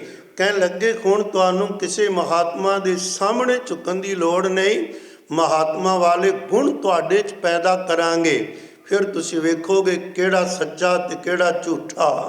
ਗੁਰੂ ਕੇ ਪਿਆਰਿਓ ਮੁਸ਼ਕਲ ਪਤਾ ਕਦੋਂ ਕੌਮ ਨੂੰ ਆਉਂਦੀ, ਜਦੋਂ ਮੇਰੇ ਵੀਰ ਭੈਣ ਖੁਦ ਨਿਤਨੇਮ ਨਹੀਂ ਕਰਨਾ ਚਾਹੁੰਦੇ, ਖੁਦ ਬੰਦਗੀ ਨਹੀਂ ਕਰਦੇ। ਇਹ ਚਾਹੁੰਦੇ ਨੇ ਬਣਿਆ ਬਣਾਇਆ ਕੋਈ ਸਾਧੂ ਆਵੇ, ਸੇਵਾ ਅਸੀਂ ਕਰੀਏ, ਬਚਨ ਉਹ ਦੇਵੇ, ਕਾਰਜ ਰਾਸ ਹੋ ਜਾਵੇ ਤੇ ਕਹਾਣੀ ਮੁੱਕ ਗਈ। ਸਤਿਗੁਰੂ ਕਹਿੰਦੇ ਨਹੀਂ। ਗਰੀਬ ਨਿਵਾਜ ਪਿਤਾ ਜੀ ਨੇ ਬਚਨ ਕੀਤਾ। ਗੁਰੂ ਕੇ ਪਿਆਰੇ ਤੁਸੀਂ ਕਈ ਵਾਰ ਸੁਣਿਆ ਹੈ। ਸੰਤ ਬਾਬਾ ਅਤਰ ਸਿੰਘ ਉਰਾਂ ਨੂੰ ਪੁੱਛਿਆ ਸੀ, ਸੇ ਕਾਨਫਰੰਸ ਦੇ ਅੰਦਰ ਪ੍ਰਧਾਨ ਬਣਾਇਆ। ਕਹਿਣ ਲੱਗੇ ਜੀ ਕੌਮ ਦੀ ਚੜ੍ਹਦੀ ਕਲਾ ਕਿਵੇਂ ਖੋਏ? ਉਹਨਾਂ ਨੇ ਬਚਨ ਸਨ, ਹਰ ਸਿੱਖ ਜਿਹੜਾ ਗੁਰੂ ਨਾਨਕ ਨਾਮ ਲੇਵਾ ਗੁਰੂ ਨੂੰ ਪਿਆਰ ਕਰਦਾ ਏ, ਅੰਮ੍ਰਿਤ ਵੇਲੇ ਉੱਠੇ ਡੋਲੂ ਖੜਕਣ ਭਾਵ ਇਸ਼ਨਾਨ ਕਰੇ। ਹਰ ਅੰਗ ਕੌਮ ਦਾ, ਉਹ ਹਰ ਅੰਗ ਤੋਂ ਮਤਲਬ ਸੀ ਕਿਸੇ ਦਾ ਕਿੱਤਾ ਕੋਈ ਵੀ ਖੋਵੇ, ਉਹ ਨਾਮ ਜਪੇ ਤੇ ਤੀਸਰਾ ਦਸਵੰਧ ਕੱਢੇ। ਸਤਿਗੁਰੂ ਜੀ ਨੇ ਸਾਨੂੰ ਕਦੇ ਨਹੀਂ ਛੋਟ ਦਿੱਤੀ ਵੀ ਇੱਕ ਨਾਮ ਜਪੇ ਤੇ ਦੂਸਰੇ ਉੱਦਾਂ ਹੀ ਤਰ ਜਾਣਗੇ।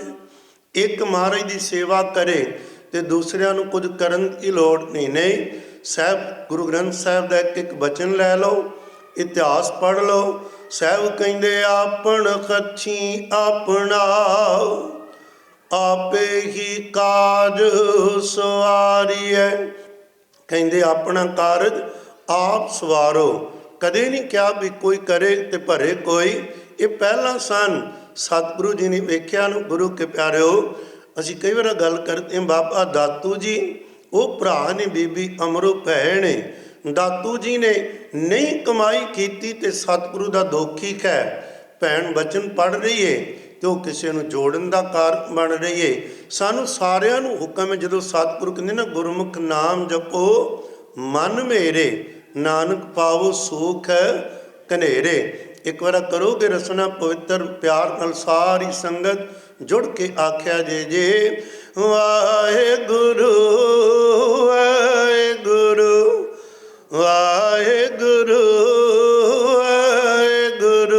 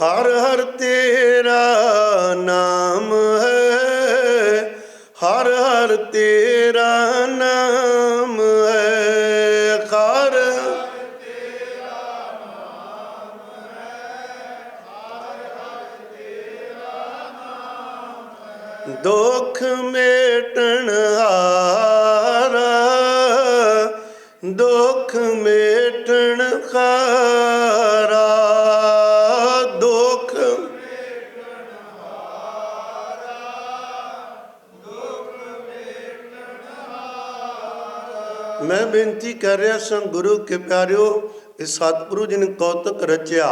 हंस बिरती वेख ले कह लगे शाबाश गुरु को सिखो पास हो गयो। एक दिन शनिवार बहुत सारा सतगुरु जी ने लोहा दान कर दिता। सत्संगियो तेल सरों का दान किया, मां दान किते। पुछया की गल, अगों सिंह मिल गए। पंडित जी किधरों आ रहे हो, इन्नी वड्डी तादाद विच मां लद के लिजा रहे हो, लोहा ते तेल लिजा रहे हो। कह लगे कलगियां वाले पातशाह ते शनिचर दा ग्रोह आ गया सी, वो टाल दिता है। उन्होंने दान किया तेल। उन्होंने पुछया सी ग्रोह किवें टलदा। असीं आख्या दान करो। कमाल दी खेड़ है गुरु के प्यारिओ, कैहो जी लुट मनुखता विच मचाई होई सी। ग्रोह तुहाडे ते वे, दान मैनू करो ते पैसा मेरे घर आवे। ग्रोह तुहाडा टल जाएगा। लोग भोले भाले मनदे सन, अज भी नहीं मुड़दे, अज भी यही आस करते हैं। घट्टो घट गुरु ग्रंथ साहिब को मनण वाले सिख नूं बचना चाहिदा सी, पर यह बचदा नहीं। गुरु के प्यारिओ सतगुरु नाल जुड़न वाला हर साधु महात्मा गुरसिख जोर आ रहा है, अमृत छको, सिंह सजो, आप बंदगी करो, श्री गुरु ग्रंथ साहिब पिता नूं प्यार करो। पर उस दी आवाज़ मध्यम पखंड दी एकदम फैलदी है। कदे किसे मगर लग जाने, कदे किसे मगर। तुसीं वेख लो पिछला पढ़ के, कदे आशुतोष आ गए, कदे सरसा वाला आ गए, कोई ना कोई खड़ा ही नहीं ना एक अद्धा। कदे नकली निरंकारी आ गए, तो उत्थे दस्तारां वाले सब तो अगे, दाड़े भी प्रकाश सब तो अगे, व्यास चले जाओ उत्थे अगे।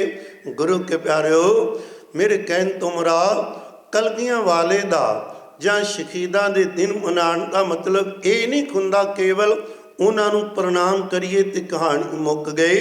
वेखना आपां उस सिद्धांत ते खलोना है, नहीं खलोंदे ते तकड़े होके खलोईए, बचीए उन्हां लाहणतां तो जिन्हां तो सतगुरु जी ने बचाया से। धर्म दे नाम थल्ले पैसे की लोड़ नहीं, ਮਹਾਰਾਜ ਕਹਿੰਦੇ ਸਾਨੂੰ ਆਪਣਾ ਅੰਦਰ ਦਿਓ, ਸਭੋ ਕੁਝ ਦੇ ਦਿਆਂਗੇ।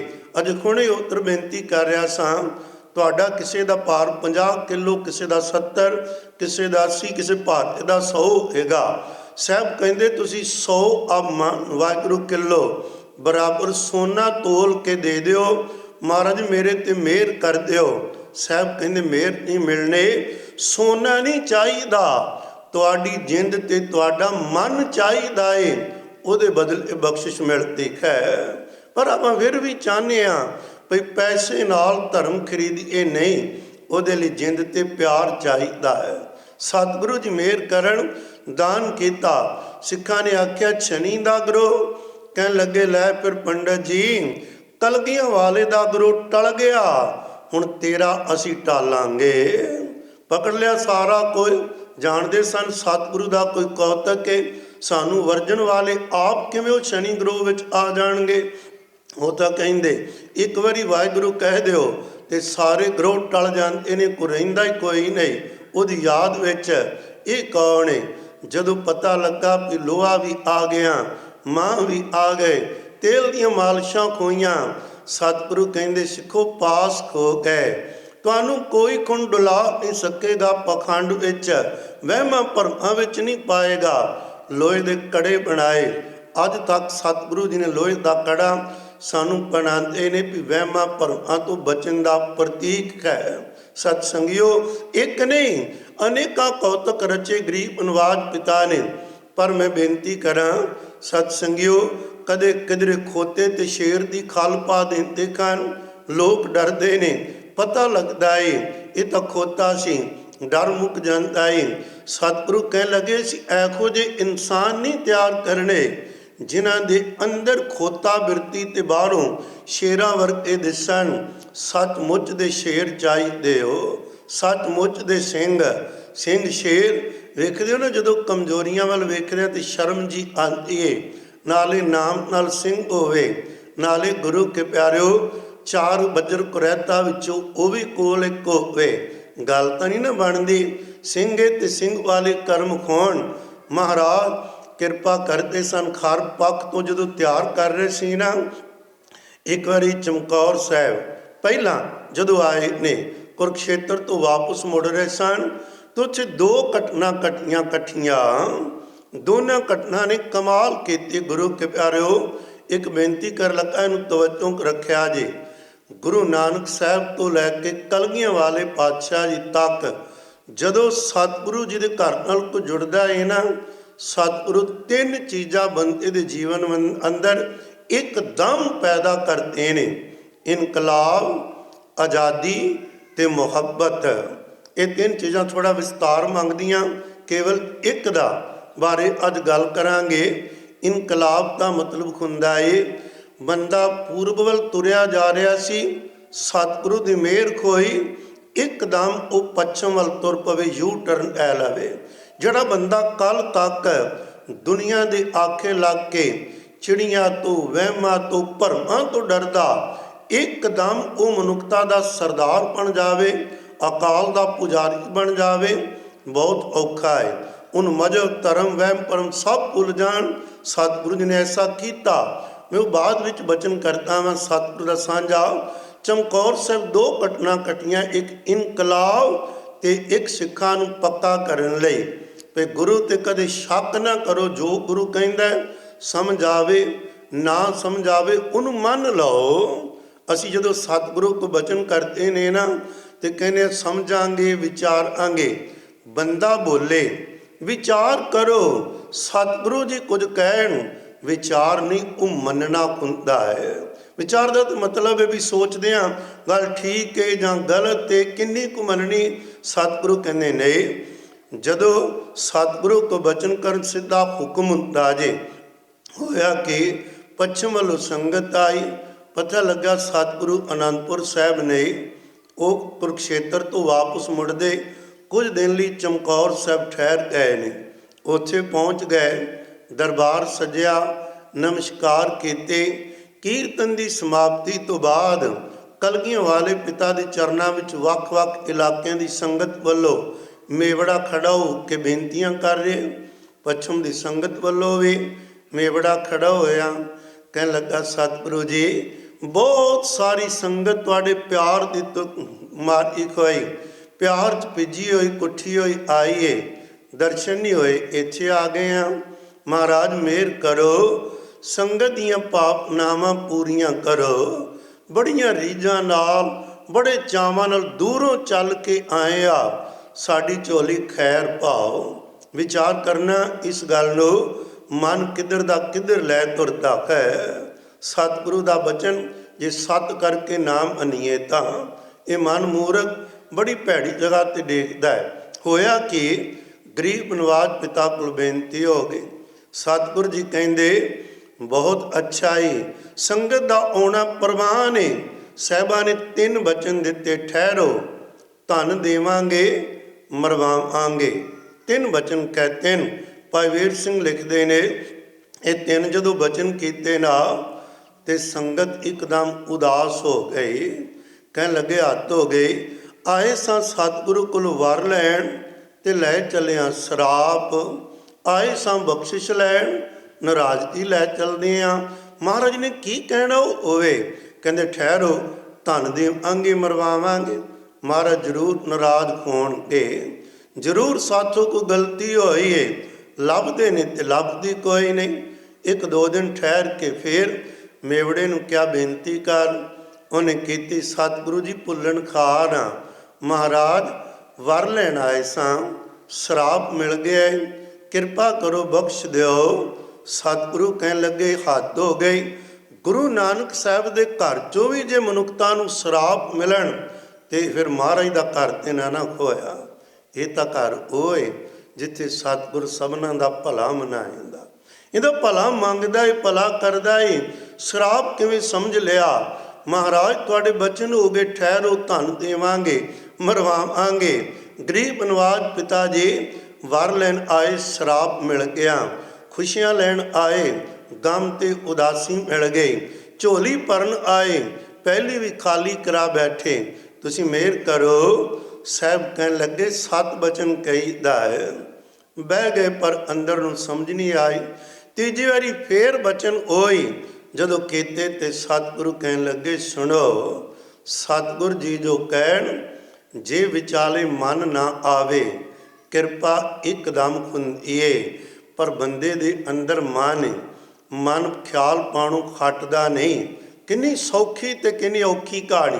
ਆਪਾਂ ਆਏ ਹਨ, ਸਾਹਿਬ ਕਹਿੰਦੇ ਅੱਜ ਹੀ ਬੰਦਾ ਦੇਵਤਾ ਬਣੇ। ਅਦੇਵਤੇ ਤੋਂ ਮਤਲਬ ਦੇਵਤਿਆਂ ਵਰਗਾ ਪਵਿੱਤਰ ਜੀਵਨ। ਅੱਜ ਹੀ ਰੱਬ ਦੇ ਘਰ ਵਿੱਚ ਪ੍ਰਵੇਸ਼ ਕਰ ਸਕਦੇ ਹਾਂ। ਪਹਿਲੇ ਦਿਨ ਨਹੀਂ, ਪਹਿਲੇ ਘੜੀ, ਪਹਿਲੇ ਮਿੰਟ ਕੌਣ ਨਹੀਂ ਹੋਣ ਦਿੰਦਾ। ਆਪਣਾ ਮਨ ਨੂੰ ਚੇਤਾ ਏ ਮੈਂ ਕੌਣ ਆ, ਮੇਰੇ ਕੋਲ ਕਿੰਨਾ ਪੈਸਾ ਏ, ਕਿਹੜੀ ਮੇਰੀ ਨੌਕਰੀ ਹੈ, ਮੇਰੀ ਪਦਵੀ ਕੀ ਏ। ਇਹ ਚੀਜ਼ਾਂ ਵਿੱਚ ਗਵਾਚਾ ਹੋ ਰਹਿੰਦਾ ਹੈ। ਖਾਲੀ ਨਹੀਂ ਹੋ ਕੇ ਬਹਿੰਦਾ, ਸਤਿਗੁਰੂ ਕੋਲ ਬਹਿਣ ਨਹੀਂ ਦਿੰਦਾ। ਇਹਨੇ ਕੁਝ ਨਾ ਕੁਝ ਅੰਦਰ ਪਾਈ ਰੱਖਣਾ ਹੈ। ਰੱਬ ਤੇ ਸਾਡੇ ਰਾਹ ਵਿੱਚ ਇਹ ਮਨ ਰੁਕਾਵਟ ਏ। ਅਸੀਂ ਕਹਿਣ ਲੱਗੇ ਬਖਸ਼ਿਸ਼ ਕੀਤੀ ਸੀ ਬਹੁਤ ਵੱਡੀ, 2 ਜਹਾਨਾਂ ਦੀ ਦੌਲਤ ਦੇ ਕੇ ਨਿਵਾਜਿਆ ਸੀ। 3 ਵਾਰੀ ਬਚਨ ਕੀਤੇ, 3 ਵਾਰ ਹੀ ਤੁਸੀਂ ਪ੍ਰਵਾਨ ਹੀ ਨਹੀਂ ਕੀਤੇ। ਅੱਗੋਂ ਹੋਰ ਹੀ ਖਿਆਲਾਂ ਵਿੱਚ ਪੈ ਗਏ ਹੋ। ਵਾਰੇ ਸਰਾਪੇ ਖਾਲੀਏ ਭਰੇ ਵੇ। ਕਹਿਣ ਲੱਗੇ ਜਾਣਦੇ ਹੋ ਸਭ ਤੋਂ ਵੱਡਾ ਦੁਸ਼ਮਣ ਹੈ ਮਨ, ਜਿਹੜਾ ਟਿਕਦਾ ਨਹੀਂ, ਹਿੱਲਦਾ ਰਹਿੰਦਾ ਏ। ਰੱਬ ਆਉਂਦਾ ਹੈ ਤੇ ਮੁੜ ਜਾਂਦਾ, ਇਹਨੂੰ ਅੰਦਰ ਨਹੀਂ ਆਉਣ ਦਿੰਦਾ। ਅਸੀਂ ਬਚਨ ਦਿੱਤਾ ਸੀ ਤੁਹਾਡੇ ਮਨ ਦਾ ਠਹਿਰਾਓ ਟਿਕਾਓ ਹੋ ਜਾਏਗਾ। ਜੇ ਤੁਸੀਂ 7 ਬਚਨ ਕਹਿ ਦਿੰਦੇ, ਮਨ ਨੇ ਕਦੇ ਵੀ ਚੰਚਲ ਨਹੀਂ ਸੀ ਹੋਣਾ, ਇਹਨੇ ਟਿਕ ਜਾਣਾ ਸੀ। ਇੱਕ ਬੇਨਤੀ ਕਰਾਂ, ਜਦੋਂ ਮਨ ਟਿਕਿਆ ਹੋਵੇ ਨਾ, ਰੱਬ ਦੀਆਂ ਅਥਾਹ ਸ਼ਕਤੀਆਂ ਸਰੀਰ 'ਚੋਂ ਪ੍ਰਗਟ ਹੁੰਦੀਆਂ ਨੇ, ਅਥਾਹ। ਪਰ ਸਤਿਗੁਰੂ ਕਹਿੰਦੇ ਅਸੀਂ ਕੇਵਲ ਸ਼ਕਤੀਆਂ ਨਹੀਂ ਤੁਹਾਨੂੰ ਦੇਣੀਆਂ, ਸ਼ਕਤੀਆਂ ਦੇਣ ਵਾਲੇ ਰੱਬ ਨਾਲ ਜੋੜਨਾ ਹੈ। ਜਿਹੜੇ ਕਦੇ ਵੀ ਕਈ ਤਰੀਕੇ ਨੇ ਨਾ ਮਨ ਨੂੰ ਇਕਾਗਰ ਕਰਨ ਦੇ, ਜੋਗੀਆਂ ਨੇ ਵੀ ਕੀਤਾ। ਹੁਣ ਵੀ ਕਈ ਆਸ਼ਰਮ ਬਣੇ ਨੇ, ਉਹ ਮੌਨ ਧਾਰਨ ਕਰਵਾਉਂਦੇ ਨੇ। ਮੌਨ ਭਲਾ ਏ। ਜਦੋਂ ਉਹ ਮਨ ਸ਼ਾਂਤ ਹੁੰਦਾ ਹੈ, ਬੜਾ ਆਨੰਦ ਆਉਂਦਾ ਹੈ, ਉਹਦੇ ਵਿੱਚੋਂ ਬਹੁਤ ਤਾਕਤਾਂ ਵੀ ਪੈਦਾ ਹੁੰਦੀਆਂ ਨੇ। ਪਰ ਸਾਹਿਬ ਇਸ ਤੋਂ ਅੱਗੇ ਲੈ ਕੇ ਜਾਣਾ ਚਾਹੁੰਦੇ। ਉਹ ਖੇਡ ਬਾਅਦ ਵਿੱਚ ਸਮਝ ਆਉਂਦੀ। ਸਤਿਗੁਰੂ ਸਾਨੂੰ ਚੁੱਪ ਨਹੀਂ ਕਰਾਉਂਦੇ। ਕਹਿੰਦੇ ਮੋਹ ਨਾ ਖੋਵੋ ਬਾਹਰੋਂ ਰੱਜ ਕੇ ਬਾਣੀ ਪੜੋ, ਬੋਲੋ ਨਾਮ ਜਪੋ। ਤਾਂ ਹੀ ਕਹਿੰਦੇ ਨੇ ਨਾ, ਬੋਲੋ ਰਾਮ ਕਰੇ ਨਿਸਤਾਰਾ। ਕਿਧਰੇ ਕਹਿੰਦੇ ਬੋਲ ਸੋ ਤਰ ਮੀੜਿਆ, ਮੋਨ ਕਤ ਤਾਰੀ ਰਾਮ। ਬਾਹਰੋਂ ਬੋਲੋ ਬਾਣੀ, ਨਾਮ ਜਪੋ, ਅੰਦਰ ਤਾਂ ਚੁੱਪ ਹੋਏਗਾ। ਖੈਰ ਗੱਲ ਕਰ ਰਿਹਾ ਸਾਂ, ਸਾਹਿਬ ਕਹਿੰਦੇ ਨੇ ਮਨ ਦਾ ਟਿਕਾਓ ਦਿੱਤਾ ਸੀ ਤੁਹਾਨੂੰ। ਜਦ ਇਹਨੂੰ ਮਨ ਦਾ ਟਿਕਾਓ ਮਿਲ ਜਾਏ, ਸ਼ਾਂਤੀ ਮਿਲ ਜਾਵੇ, ਉਸ ਨੂੰ ਅਗਲੀ ਦੌਲਤ ਦਿੱਤੀ ਸੀ ਤੁਹਾਨੂੰ। ਧਨ ਦੇਵਾਂਗੇ ਪਰਲੋਕ ਦਾ, ਨਾਮ ਦਾ ਧਨ। ਜਿੱਥੇ ਨਾਮ ਦੇ ਧਨ ਦਾ ਕਿਣਕਾ ਆ ਜਾਏ ਨਾ, ਕਿਣਕਾ ਇੱਕ ਜਿਸ ਜੀ ਬਸਾਵੈ, ਮਹਿਮਾ ਤਾਕੀ ਗਣੀ ਨਾ ਆਵੈ। ਇੱਕ ਕਿਣਕੇ ਵਿੱਚ ਇੰਨੀ ਤਾਕਤ ਏ ਵੀ ਉਹਦੀ ਮਹਿਮਾ ਨਹੀਂ ਕੀਤੀ ਜਾ ਸਕਦੀ। ਦੁਨੀਆ ਦੀ ਦੌਲਤਾਂ ਪਿੱਛੇ ਪਿੱਛੇ ਫਿਰਨਗੀਆਂ। ਅਸੀਂ ਤੁਹਾਨੂੰ ਕਿਹਾ ਸੀ ਧਨ ਖੁੱਲ੍ਹਾ ਦੇਵਾਂਗੇ, ਜਿਹਦੇ ਮਗਰ ਦੁਨੀਆ ਦੀ ਹਰ ਚੀਜ਼ ਆਪਣੇ ਆਪ ਹੀ ਆ ਗਈ। ਪਰ ਤੁਸੀਂ ਉਹ ਵੀ ਪ੍ਰਵਾਨ ਨਹੀਂ ਕੀਤਾ। ਪਹਿਲਾਂ ਮਨ ਦਾ ਟਿਕਾਓ ਦਿੱਤਾ, ਉਹ ਵੀ ਨਹੀਂ ਪ੍ਰਵਾਨਿਆ। ਧਨ ਦਿੱਤਾ, ਉਹ ਵੀ ਨਹੀਂ ਪ੍ਰਵਾਨਿਆ। ਤੇ ਤੀਜਾ, ਅਕਸਰ ਹੀ ਬੰਦੇ ਨੂੰ ਭਾਵੇਂ ਧਨ ਹੋਵੇ ਦੁਨੀਆ ਦਾ ਤੇ ਭਾਵੇਂ ਪਰਲੋਕ ਦਾ, ਉਹਦਾ ਹੰਕਾਰ ਹੁੰਦਾ, ਮੇਰੇ ਕੋਲ ਕੁਝ ਹੈ। ਕਹਿੰਦੇ ਜਿੰਨੀ ਤਾਕਤ ਇਕੱਠੀ ਕਰਨੀ ਔਖੇ, ਲੈ ਕੇ ਜਰਨਾ ਉਹਦੇ ਤੋਂ ਵੀ ਔਖਾ ਹੁੰਦਾ ਜੇ। ਗਰੀਬ ਨਵਾਜ਼ ਪਿਤਾ ਜੀ ਕਹਿੰਦੇ, ਅਸਾਂ ਬਚਨ ਕੀਤਾ ਸੀ ਤੁਹਾਨੂੰ, ਮਨ ਦਾ ਟਿਕਾਓ ਦਿੱਤਾ। ਦੂਜੀ ਮਿਹਰ ਕੀਤੀ ਸੀ ਤੁਹਾਨੂੰ, ਨਾਮ ਧਨ ਦਿੱਤਾ। ਤੀਜੀ ਮਿਹਰ ਕੀਤੀ ਸੀ ਤੁਹਾਡੇ ਉੱਪਰ, ਦੂਰੋਂ ਚੱਲ ਕੇ ਆਇਓ। ਇਸ ਧਨ ਦਾ ਕਦੇ ਅਹੰਕਾਰ ਨਹੀਂ ਖੋਏਗਾ, ਅਹੰਕਾਰ ਨੂੰ ਮਾਰ ਦਿਆਂਗੇ। ਸਦਾ ਨਿਮਰਤਾ ਤੇ ਗਰੀਬੀ ਵਿੱਚ ਰਹਿ ਕੇ ਸੰਭਾਲੋਗੇ। ਤੁਸਾਂ ਨੇ ਤਿੰਨੇ ਬਚਨ ਤਿੰਨੇ ਵਾਰ ਪਲਟਾ ਦਿੱਤੇ। ਅਸੀਂ ਆਪਣੇ ਮਨੋਂ ਤੇ ਬਹੁਤ ਸਿਆਣਪਾਂ ਨਾਲ ਸਤਿਗੁਰੂ ਕੋਲੋਂ ਨੇ ਆ। ਸਾਹਿਬ ਕਹਿੰਦੇ ਨੇ ਜੀ ਸਦਕੇ ਹਰ ਜਗ੍ਹਾ ਤੇ ਸਿਆਣਪਾਂ ਨਾਲ ਜਾਓ। ਸਤਿਗੁਰੂ ਕੋਲ ਸਿਆਣਪ ਜੋੜੇ ਖਾਨੇ, ਉੱਥੇ ਲਾ ਕੇ ਅੰਦਰ ਖਾਲੀ ਹੋ ਕੇ ਆ ਜਾਓ। ਜੋ ਅਸੀਂ ਪਾਈਏ ਸਾਨੂੰ ਪਾਣ ਦਿਓ। ਪਰ ਨਹੀਂ, ਮਨ ਨਹੀਂ ਟਿਕਦਾ। ਇਹ ਬਹੁਤ ਕੁਝ ਅੰਦਰ ਲੈ ਕੇ ਆਉਂਦਾ ਹੈ, ਫਿਰ ਚਰਨਾਂ ਤੇ ਡਿੱਗੇ ਭੁੱਲ ਹੋ ਗਈ। ਸਾਹਿਬ ਕਹਿੰਦੇ ਕੁਝ ਸਮਾਂ ਸੰਗਤ ਕਰੋ, ਫਿਰ ਸਮਾਂ ਆਏਗਾ ਤੇ ਬਖਸ਼ੇ ਜਾਓਗੇ। ਇਹਦਾ ਮਤਲਬ ਗੁਰੂ ਕੇ ਪਿਆਰਿਓ, ਸਤਿਗੁਰੂ ਜੀ ਤੇ ਅੱਜ ਵੀ ਤੇ ਤੁਸੀਂ ਦੇਖੋਗੇ ਸਦਾ ਹੀ ਖੁੰਦਾ ਆਇਆ। ਜੋ ਗੁਰੂ ਆਖਦਾ ਹੈ ਨਾ, ਉਸ ਨੂੰ ਭਰੋਸਾ ਕਰਕੇ ਮੰਨਿਆ ਨਹੀਂ ਜਾਂਦਾ। ਮਨ ਕੁਝ ਨਾ ਕੋਈ ਸ਼ੰਕਾ ਉਹਦੇ ਤੇ ਕਰਦਾ ਹੈ, ਉਹ ਨਾ ਕਦੇ ਕਰੋ। ਭਾਈ ਮਰਦਾਨੇ ਨੂੰ ਕਿਹਾ ਸੀ ਜਦੋਂ ਨਾਨਕ ਮੱਤਾ ਸਾਇਣ, ਲੋਕ ਕਹਿੰਦੇ ਪਾਣੀ ਬੜੀ ਦੂਰ ਹੈ ਮਹਾਰਾਜ, ਨਦੀ ਬਹੁਤ ਔਖੇ ਆ, ਪਾਣੀ ਦਾ ਪ੍ਰਬੰਧ ਕਰੋ। ਸਾਹਿਬ ਕਹਿੰਦੇ ਨਦੀ ਨੇੜੇ ਲੈ ਆਉਂਦੇ ਆ। ਮਰਦਾਨਿਆਂ ਜਾ ਸੋਟੀ ਪਾ ਪਾਣੀ ਦੇ ਵਿੱਚ, ਤੇ ਪਿੱਛੇ ਨਾ ਪਰਤ ਕੇ ਵੇਖੀ, ਸਾਡੇ ਵੱਲ ਤੁਰਿਆ ਆਈ। ਨਦੀ ਤੇਰੇ ਪਿੱਛੇ ਵਜੇ ਤੁਰੇਗੀ। ਹੈ ਤਾਂ ਔਖੀ ਗੱਲ ਨਾ, ਮਨ ਨੂੰ ਮੰਨੀ ਜਾ ਸਕਦੀ। ਅੱਜ ਜਿਹੜੇ ਮਨ ਮਗਰ ਲੱਗੇ ਨੇ ਉਹ ਤਰਕ ਕਰਦੇ ਨੇ ਇਹੋ ਜਿਹੀਆਂ ਗੱਲਾਂ ਤੇ। ਸਿੱਖਿਆ ਕੋਈ ਹੋਰ ਦੇਣੀ ਹੁੰਦੀ ਏ ਕੌਤਕ ਰਚ ਕੇ, ਅਸੀਂ ਕਰਾਮਾਤਾਂ ਮਗਰ ਪੈ ਜਾਂਦੇ ਹਾਂ। ਸਤਿਗੁਰੂ ਜੀ ਨੇ ਬਚਨ ਕੀਤਾ, ਭਾਈ ਮਰਦਾਨਾ ਜੀ ਤੁਰੇ, ਸੋਟੀ ਪਾਈ, ਤੁਰਿਆ ਆਵੇ।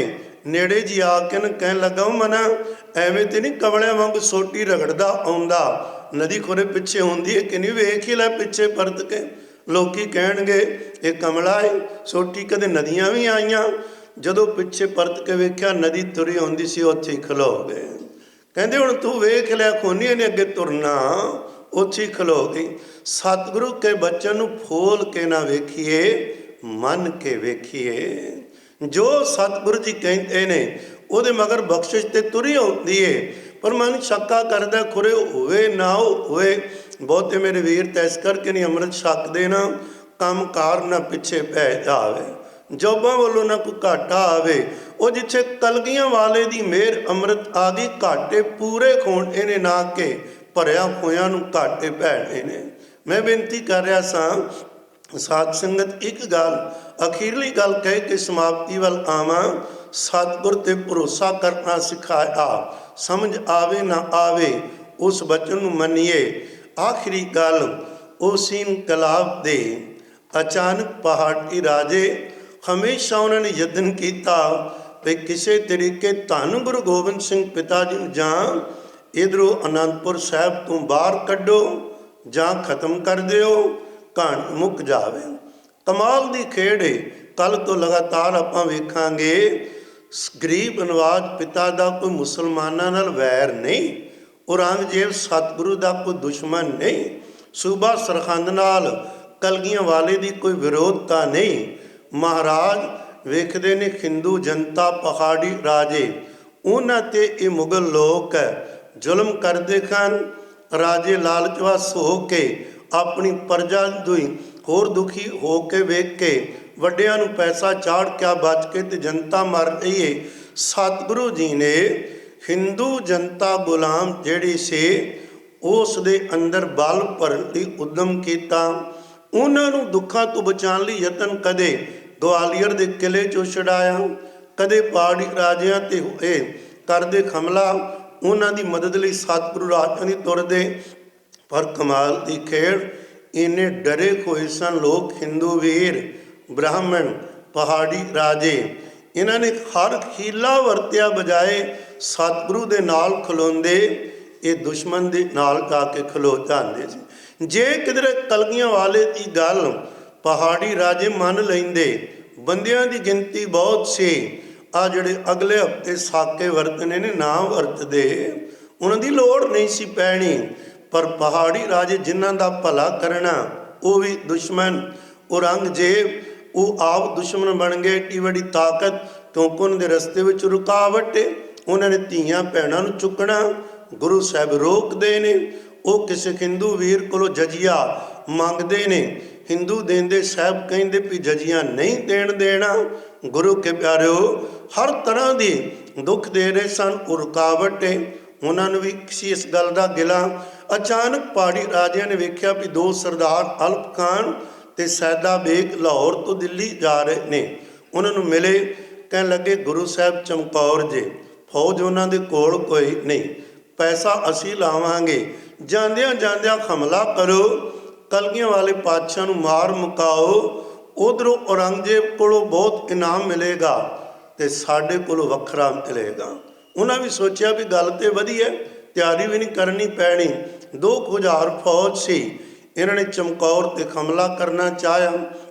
ਉਧਰੋਂ ਸੂਹ ਮਿਲ ਗਈ।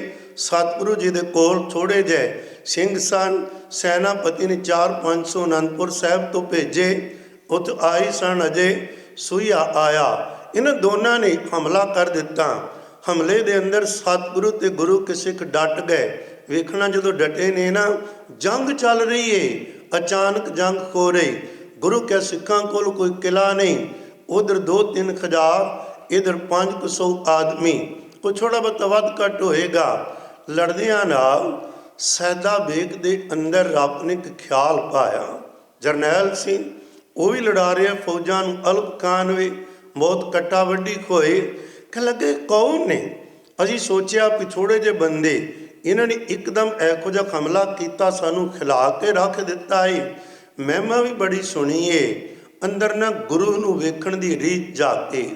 ਕਲਗੀਆਂ ਵਾਲਿਆ ਜੇ ਇੱਕ ਵਾਰ ਦੀਦਾਰ ਦੇਵੇਂ, ਮੈਂ ਵੇਖਾਂ ਤਾਂ ਸਹੀ ਜਿਹਦੇ ਕੋਲੋਂ ਔਰੰਗਜ਼ੇਬ ਡਰਦਾ ਏ, ਜਿਹਦੇ ਕੋਲੋਂ ਪਹਾੜੀ ਰਾਜੇ ਡਰਦੇ ਨੇ। ਸੂਬਾ ਸਰਹੰਦ ਕਈ ਚਾਲਾਂ ਚੱਲ ਕੇ ਵੀ ਪਾਸ ਨਹੀਂ ਖੋਇਆ। ਮੈਂ ਵੇਖਾਂ ਤਾਂ ਸਹੀ ਕੌਣ ਏ, ਮੇਰੇ ਸਾਹਮਣੇ ਆਵੋ। ਸਤਿਗੁਰੂ ਜੀ ਛਿਨ ਦੇ ਅੰਦਰ ਹੀ ਦਿਲਾਂ ਦੀ ਜਾਨ ਵਾਲੇ ਸਾਹਮਣੇ ਆਏ। ਜਦੋਂ ਦੀਦਾਰ ਕੀਤੇ, ਸੈਦਾ ਬੇਗ ਦਾ ਅੰਦਰ ਇੱਕਦਮ ਚੁੱਕ ਗਿਆ। ਸਾਥੀਆਂ ਨੂੰ ਕਹਿੰਦਾ ਲੜਨਾ ਬੰਦ ਕਰੋ। ਹੌਲੀ ਪਿੱਛੇ ਕਰਕੇ ਆਪਣੇ ਸਿਪਾਹੀਆਂ ਨੂੰ ਘੇਰੇ 'ਚ ਲੈ ਕੇ ਕਹਿਣ ਲੱਗਾ, ਬਈ ਮੈਂ ਚੱਲਿਆ ਜੇ ਗੁਰੂ ਗੋਬਿੰਦ ਸਿੰਘ ਪਾਤਸ਼ਾਹ ਵੱਲ, ਉਹਨਾਂ ਦੀ ਦ੍ਰਿਸ਼ਟੀ ਪੈ ਗਈ, ਮੇਰੇ ਨਾਲ ਆਓ। ਅੱਗੇ ਖੋਏ ਕਲਗੀਆਂ ਵਾਲੇ ਦੇ ਚਰਨਾਂ ਵਿੱਚ ਜਾ ਕੇ ਮੱਥਾ ਟੇਕਿਆ। ਜੰਗ ਚੱਲ ਰਹੀ ਏ, ਚੱਲਦੀ ਜੰਗ ਵਿੱਚ ਹਥਿਆਰ ਥੱਲੇ ਸੁੱਟੇ, ਮੱਥਾ ਟੇਕਿਆ। ਸਤਿਗੁਰੂ ਮੈਂ ਤੇਰਾ ਵਾਂ, ਆਗਿਆ ਦਿਓ ਤੁਹਾਡੇ ਵੱਲੋਂ ਹੋ ਕੇ ਦੁਸ਼ਮਣ ਲੜਾਂ। ਅਲਪ ਖਾਨ ਹੈਰਾਨ ਏ, ਮੇਰਾ ਸਾਥੀ ਉਹਨਾਂ ਨਾਲ ਰਲ ਗਿਆ, ਉਹਨਾਂ ਦੀ ਪਹਿਲਾਂ ਹੀ ਤਾਕਤ ਸੀ। ਹੌਲੀ ਹੌਲੀ ਭੱਜ ਗਿਆ, ਚਲਾ ਗਿਆ। ਮਹਾਰਾਜ ਜੀ ਨੇ ਮਿਹਰ ਕੀਤੀ। ਸੈਦਾ ਬੇਗ ਜਰਨੈਲ ਸੀ। ਜਦੋਂ ਇਹ ਸਮਾਪਤੀ ਹੋਈ ਤੇ ਸਤਿਗੁਰੂ ਜੀ ਨੇ ਬੁਲਾਇਆ। ਸੈਦਾ ਬੇਗ ਉੱਠਿਆ, ਕਹਿ ਲੱਗਾ ਵਾਹ ਕਲਕੀਆਂ ਵਾਲਿਆ ਕੀ ਕੀਤਾ ਈ ਮੈਨੋ, ਆਇਆ ਸਾਂ ਦੁਸ਼ਮਣ ਬਾਣ, ਤੇਰੀ ਇੱਕ ਮਿਹਰ ਭਰੀ ਦ੍ਰਿਸ਼ਟੀ ਨੇ ਮੇਰੇ ਅੰਦਰ ਵਿੱਚ ਉਹ ਗੱਲ ਪਾ ਦਿੱਤੀ ਏ, ਮੈਂ ਤੇਰਾ ਮੁਰੀਦ ਤੇ ਤੂੰ ਮੇਰਾ ਮੁਰਸ਼ਦ, ਨਾਮ ਦੇ ਤੇ ਸਦਾ ਲਈ ਇਹ ਜ਼ਿੰਦਗੀ ਤੇਰੀ ਹੈ। ਇਹਨੂੰ ਕਹਿੰਦੇ ਇਨਕਲਾਬ ਲਿਆਉਣਾ। ਇੱਕਦਮ ਮੰਦਾ ਦੁਸ਼ਮਣ, ਸਤਿਗੁਰੂ ਨੇ ਕੋਈ ਉਪਦੇਸ਼ ਨਹੀਂ ਸੁਣਾਇਆ, ਮਰਿਆਦਾ ਨਹੀਂ ਦ੍ਰਿੜ ਕਰਾਈ, ਅਸੂਲ ਨਹੀਂ ਦੱਸੇ, ਦ੍ਰਿਸ਼ਟੀ ਪਾਈ ਏ ਦ੍ਰਿਸ਼ਟੀ, ਪਰ ਪਾਈ ਕਿਹਦੇ ਤੇ, ਜਿਹਨੇ ਪਵਾਣੀ ਚਾਹੀ। ਸਤਿਗੁਰੂ ਨੇ ਨਾਮਦਾਨ ਦਿੱਤਾ, ਨਾਲ ਲੈ ਗਏ ਅਨੰਦਪੁਰ ਸਾਹਿਬ, ਵੱਡੀਆਂ ਜੰਗਾਂ ਵਿੱਚ ਹਿੱਸਾ ਲੈ ਕੇ ਸ਼ਹਾਦਤ ਦਾ ਜਾਮ ਪੀਂਦਾ। ਗੁਰੂ ਕੇ ਪਿਆਰਿਓ, ਮੇਰੇ ਕਲਗੀਆਂ ਵਾਲੇ ਪਾਤਸ਼ਾਹ ਦੀ ਕਮਾਲਾਂ ਦੀ ਕਮਾਲ ਹੈ। ਮੈਦਾਨ ਇਹ ਜੰਗ ਵਿੱਚ ਜੇ ਦੁਸ਼ਮਣ ਦਾ ਅੰਦਰ ਝਵਿਆ, ਉਹਦੇ ਤੇ ਵੀ ਦ੍ਰਿਸ਼ਟੀ ਪਾ ਕੇ ਉਹਨੂੰ ਇੱਕਦਮ ਬੰਦੇ ਤੋਂ ਦੇਵਤਾ ਨੇ ਰੱਬ ਵਰਗਾ ਪਵਿੱਤਰ ਇਨਸਾਨ ਬਣਾ ਦਿੰਦੇ। ਇਹੋ ਜਿਹੇ ਸਤਿਗੁਰੂ ਜੀ ਦੇ ਪਰਉਪਕਾਰ ਚੇਤਾ ਕਰਦੇ ਹਾਂ, ਕਰਾਂਗੇ ਆਉਣ ਵਾਲੇ ਦਿਨਾਂ ਦੇ ਅੰਦਰ, ਤੇ ਸਤਿਗੁਰੂ ਦੇ ਬਚਨਾਂ ਨੂੰ ਆਪਾਂ ਵੀ ਰਲ ਮਿਲ ਕੇ ਕਮਾਈਏ। ਸਾਰੀ ਸੰਗਤ ਸਤਿਗੁਰੂ ਜੀ ਦੇ ਚਰਨਾਂ ਵਿੱਚ ਝੁਕੋ, ਪਿਆਰ ਨਾਲ ਆਖੋ ਜੀ ਵਾਹਿਗੁਰੂ ਵਾਹਿਗੁਰੂ ਵਾਹਿਗੁਰੂ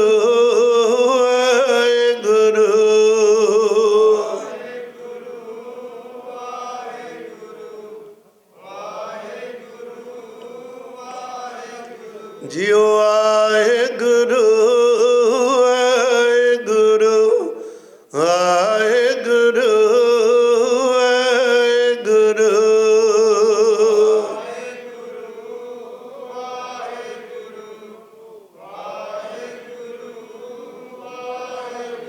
ਸਤਿਗੁਰ ਮੇਰਾ ਸਦਾ ਦਇਆਲਾ, ਸਤਿਗੁਰ ਮੇਰਾ ਸਦਾ ਦਇਆਲਾ,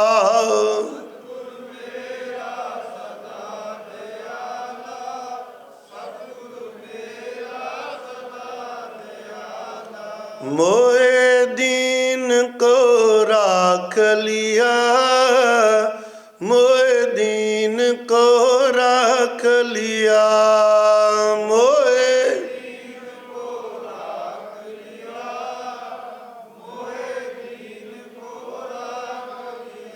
ਸਤਿਗੁਰੂ ਜੀ ਮਿਹਰਾਂ ਕਰਨ ਸੱਚੇ ਪਾਤਸ਼ਾਹ ਜੀ।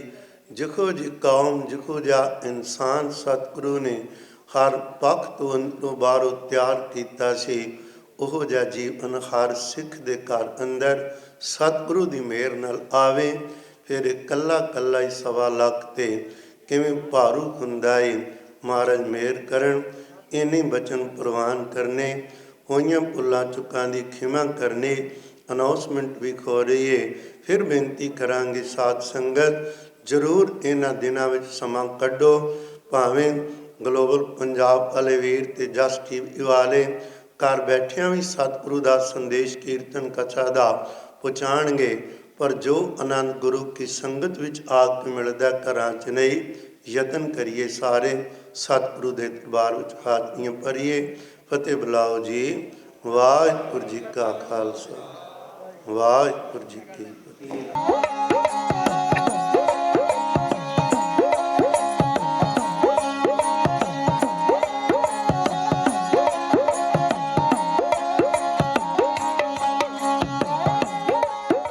ਇਸ ਪ੍ਰੋਗਰਾਮ ਦੇ ਪ੍ਰਾਯੋਜਕ ਨੇ ਜਾਪ ਟਰੱਕਿੰਗ ਤੋਂ ਕੁਲਦੀਪ ਸਿੰਘ ਵੜੈਚ।